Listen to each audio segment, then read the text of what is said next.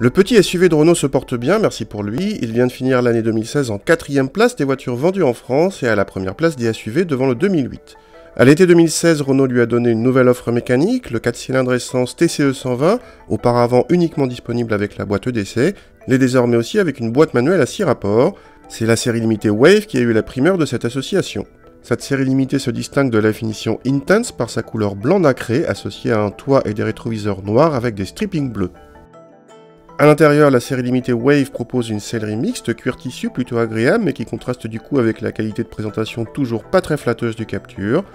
On trouve quelques éléments bleus dans l'habitacle tels que des surpiqûres. L'équipement de série comprend le système AirLink associé à une caméra de recul. À l'arrière, on apprécie toujours la banquette coulissante et l'habitabilité qui permet d'accueillir convenablement 2 adultes même grands. Avec la banquette reculée, le coffre est dans la moyenne de la catégorie et bénéficie d'un plancher modulable en hauteur. Le petit 4 cylindres essence a le mérite de se montrer discret, il reprend tôt, avant 2000 tours, mais la poussée reste modeste en montant dans les tours, rien ne sert de s'approcher des 6000 tours. La commande de boîte, puisqu'il s'agit de la nouveauté, nous a fait un peu peur à franc en se montrant légèrement accrocheuse, mais ensuite s'est révélée au contraire agréable avec une course courte permettant des passages rapides, dommage quand même que les rapports soient si longs.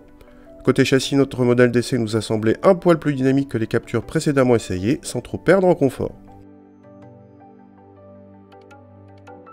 En consommation, nous avons mesuré le même appétit entre cette version et celle équipée d'une boîte d'essai, ce qui place le Captur dans la moyenne de la catégorie, mais un Honda HR-V de 130 chevaux est plus sobre, de même qu'un Peugeot 2008 PureTech 130 qui réclame 1 litre de moins selon nos mesures, c'est beaucoup.